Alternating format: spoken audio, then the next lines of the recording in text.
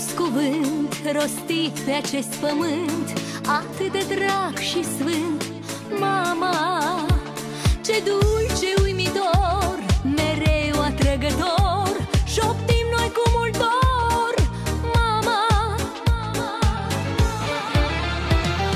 florile de ziua ta, măicuță-i-ți dăruiesc. Bună ziua! Avem nevoie de doamna Elena. Da, știu. Doamna Elena, Dumnezeu curată.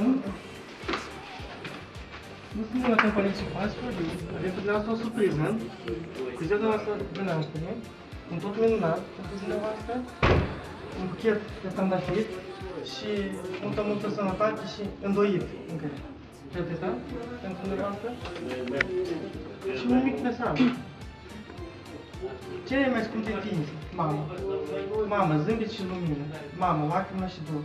Tu ești ziua mea, Simone, îngerul meu păzitor.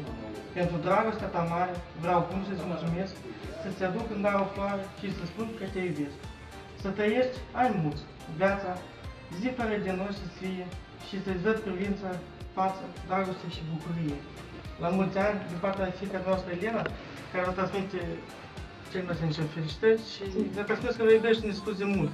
Pentru mama adevărată, o diplomă. Și aplauze vă frumos, la mulți ani!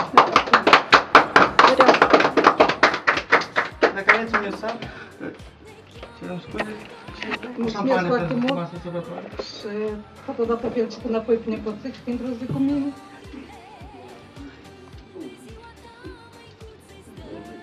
Nu plăi.